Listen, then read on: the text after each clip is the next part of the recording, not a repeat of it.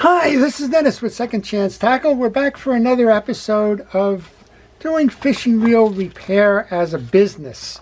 And this has been an episode that's been requested. I'm going to be doing this in several episodes over the course of the next few weeks. But there's been a lot of interest lately in folks that want to get involved in starting their own fishing reel service business. Or said another way, getting involved in the fishing reel service business. And that's great because a lot of the people that are involved in the business today are aging out. In other words, they've been doing this for a long time and it's time to retire or move on and do some other things. And we really don't have a lot of folks jumping in on the back end to fill in the vacancies that are there. And that leads to a couple of things. It leads to manufacturers making what we'll call disposable reels because, people aren't around to repair them. And, not everybody's invested in doing this as a regular routine because, simply you're not going to get rich doing it. But if you're one of those people that enjoy working on fishing reels and are interested in either starting your own business or getting involved in the fishing reel service business, then maybe this is going to be the series for you. And I thought I would start with how do you start? How do you start? And I think what you do is you do your soul searching. It's really about preparing and planning before you jump into anything, and then understanding, what it is you want to accomplish and how you want your business to be organized and what you want to work on and things like that. And, we'll see where it takes you. So we're going to interlace some thoughts with some personal experiences about how I got started, how I've built the business, and maybe they apply to you. Maybe you can use those as benchmarks or milestones along the way. And, see where you fit on the scale of what you would like to do and how to do it. And then we're going to be talking about implementation and, growing your business and making it a business. Well, first of all, let's define business, right? Business is in the sole purpose of being a business is to generate profit. So if you're looking to profit from reel service, then that's kind of what we're going to be talking about. If you're just looking to fix reels, maybe that's a hobby and you don't have to make any money on that. And I think that's where you start in thinking about your business. What do you want your business to be? The best way to examine that is to do the old 5 W's and an H, right? It's the who, what, when, where, why, and how. And you got to ask yourself those questions as they pertain to your organization of your business, what you want to set as your goals, and what you hope to achieve. And we'll walk through those briefly. Now, this isn't going to be laden with a whole bunch of visuals or anything like that. It's kind of just talking from experience. But if you enjoy these types of videos, I want to encourage you to subscribe. If you do subscribe, I would encourage you to use the notification button. That way you're going to be able to see what I post, when I post, and, see if it's something that you enjoy. And that's kind of what we're talking about now. If you enjoy fixing fishing reels, if you think you're going to enjoy fishing reel repair and service, or if you just think you have an aptitude for that and it's something you might want to explore, then those are all good reasons to get started. So let's look at those W's. The who behind this is who's going to do the repair. Are you going to be the person repairing the reels, or are you starting a business of reel repair where somebody else will be doing it? Plenty of people have worked as intermediaries. If you look at bait and tackle shops up and down our seaboard for sure, but across the country, a lot of the bait and tackle shops will offer reel service and repair, but they don't do it. They're the intermediary in the deal, but they'll call themselves part of that fishing reel repair business. They'll usually have somebody that will do the work for them. And so decide, are you going to be the person? What is it you are going to repair? Fishing reels is such a broad territory. Are you going to repair the vintage reels? Are you going to repair the newest of the reels? Are you going to repair something in between? Or are you going to want to deal with all reels from all manufacturers throughout time?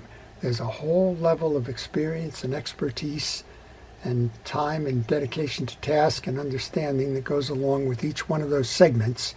So figure out what you're comfortable with. The where are you going to repair them becomes the next piece. Do you have a shop? Do you have a kitchen table? Do you have the back of somebody's store that you can work at? Figure out where your workplace environment is going to be. The when are you going to do it is a matter of describing your time. And, when do you have the time to do this? Do you want this to be a full-time experience? Do you want to dedicate a few hours a week, or do you want to do it occasionally? And then the how, right? How are you going to organize that within your schedules, within your current career aspirations? And, just how do you pull this off? There's a lot of ways to do that. Most of the time, the folks that I talk to that are in the reel repair business started with the toe in the water approach as opposed to the full-blown career. And it's about getting the perspective right. We kind of mentioned a little bit under the when is the time commitment. I've had people that have become disabled and unable to do their normal job. They were looking for something that they could do as a home-based business, that they didn't require a lot of mobility or a lot of capital outlay, that have gotten into the reel repair business. And they've been very successful at it, dedicating that to, a full-time job. There's other folks that like to do it occasionally. There's a satisfaction that comes with the reel service and repair.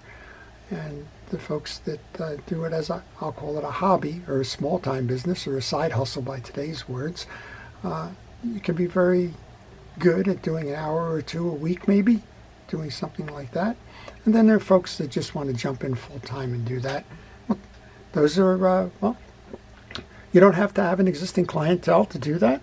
You can find, as I mentioned, bait shops and tackle stores and fishing boats and charters and other places where reels are, and find the people that are currently involved in that, and timeshare.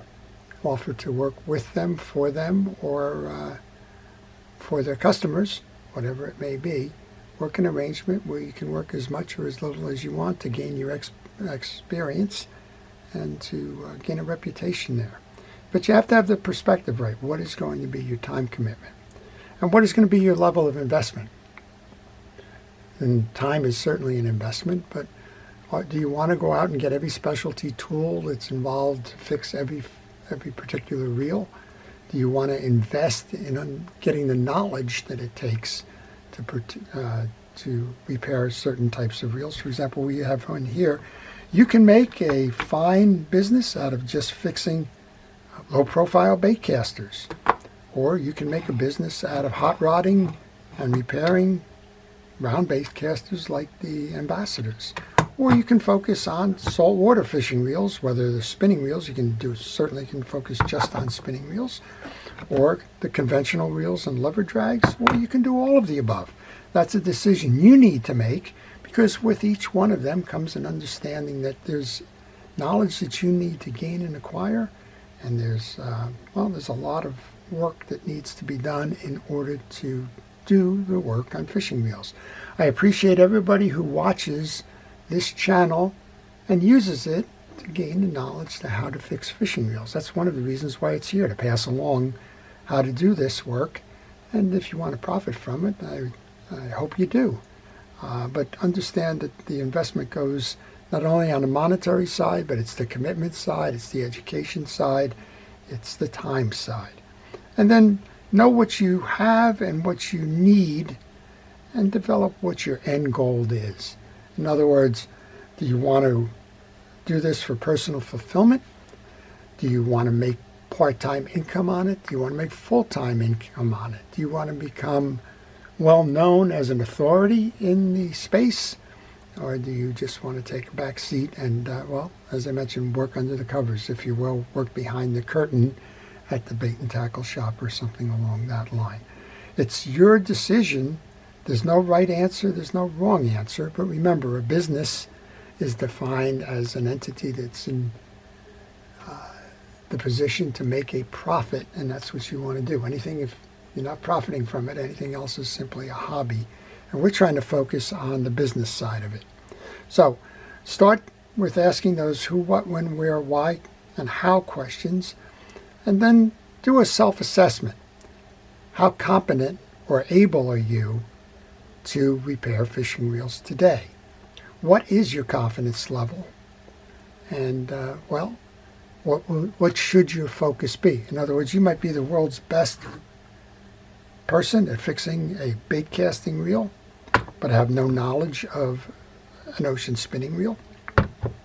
Whatever it is that you work on, you want to limit your entry into the marketplace to working on something you are confident in doing, capable of doing, and feel that you will be a reliable source to solve customers' problems.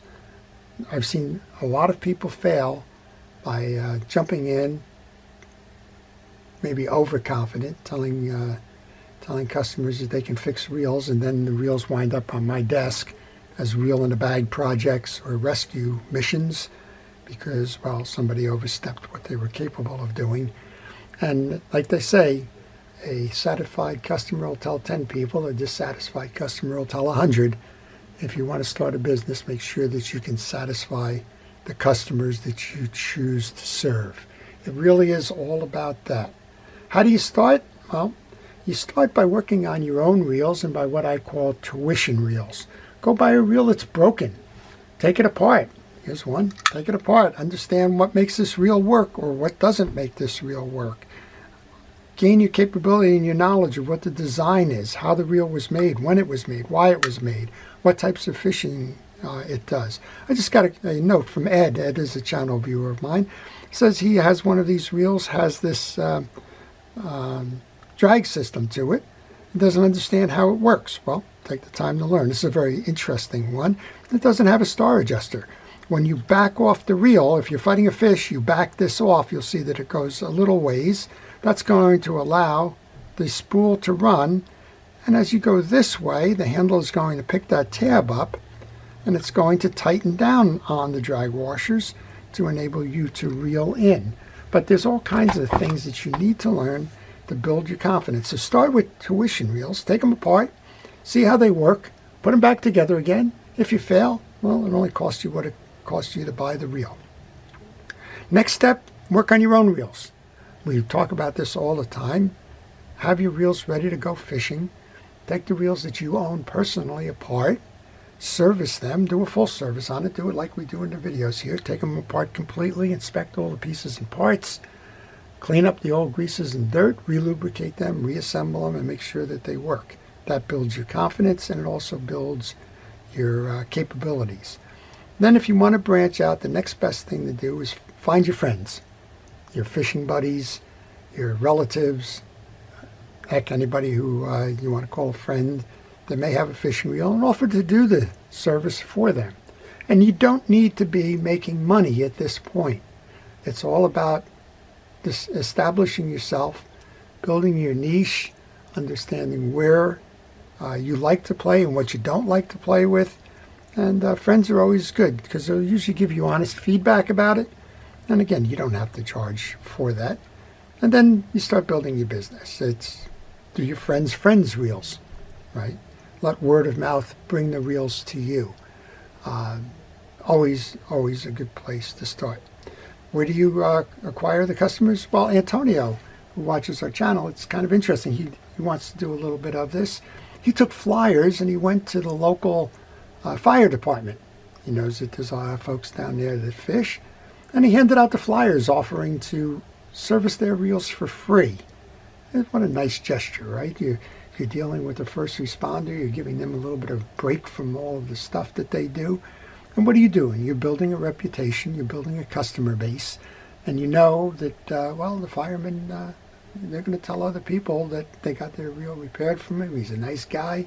Fixed the reel completely. Didn't even charge him. Had some nice things to say about it. And if you want your reel fixed, go there. be creative about that, right? Whether it's that, fishing clubs. I belong to several, and people always approach me. I know you fix reels, can you fix mine, kind of thing. Marinas, we talked about the bait and tackle shops, the charter boats, if you happen to be in those areas, piers where people fish, camps where children attend in the summertime. They usually have lakes, and those lakes usually, well, get fished with fishing rods and reels, and those break. So you might want to reach out to the folks that run the camps and offer your services to them. But get prepared to do that as you're trying to put your toe in the water. Get the word out. Get some business cards. And you can do flyers like we mentioned with Antonio. But one of the other things you can do is get on social media. That seems to be the flyers of the day, right? Establish a Facebook page. Establish a Twitter page. Establish a YouTube if you like. YouTube's not for everybody. But just put it out there so when somebody says, how can I get in touch with you? You have the answer to that question. So let's wrap this one up. We're going to go into a lot of things like this, but let's wrap this up. How did I get started? I got started first because I had a fishing reel that broke. I had an old Penn Level Line 350 that didn't work anymore, and I took it to a local bait and tackle shop that offered repair services. And I asked them if they could repair it, and the fellow said, it's got a broken spring in it. No, by the way, it's going to cost you more to repair this reel than the reel is worth. Okay. Well, I liked the reel. And so I contacted Penn. I asked him if I could buy the spring that the fellow told me was broken. Took the reel apart, put it back together again, found out I had an aptitude for that. How did I get started doing this commercially? I used to fish a lot of head boats out of the mid-Atlantic area. We go out for bluefish and the like. And one day I was just having a conversation with the captain, asking him what he did with his rental rods and reels when they broke, who serviced them. And he pointed to a couple of buckets down in the galley, and he said, you know what? I try to do them, but during the height of the season, I can't do them. I'm on the water every day. He said, in the wintertime, that's when I set time aside to do them. But you know what? I got other things I got to do there too. So if you want to do them, and we struck an arrangement. I would do service of his reels for a nominal fee and get to ride on his boat for no cost when I wanted to do that. That's how I got started. And I think there's an opportunity for you to get started wherever you are, whatever it is that you're doing from a fishing standpoint, to find those opportunities. You just have to ask. Well, that's a lot for a day, right? Start to think of what you want your business to be, where and how you want it to be, what kind of time you're going to dedicate to it, what types of reels you're going to service, what you're comfortable doing, what you'd like to build your capabilities of in doing, and where you might be able to find your customers, starting with your friends and family and moving right on to the point where you can offer your services for a fee.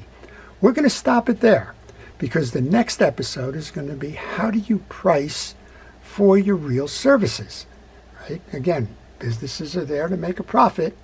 So if you're charging $10 to service a fishing reel, you're probably not making a profit. So I'm going to ask you to suggest topics that you would like to see in these episodes in the comment section.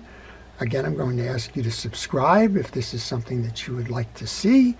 And please let me know if this is something that is valuable to you and what you would like to hear of in the business or the industry as it relates to fishing reel service and repair. So I want to thank you all for paying attention. Again, it wasn't much of a moving picture show. It was really a kind of a conversation from the heart. I hope you've enjoyed it. I hope you stay tuned and keep watching. Before I leave, I want to thank our first responders, our police, fire, safety, rescue, everybody who's involved in keeping us out of harm's way.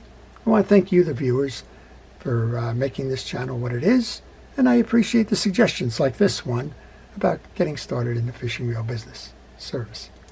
Thank you very much. Have a great day. This is Dennis with Second Chance Tackle.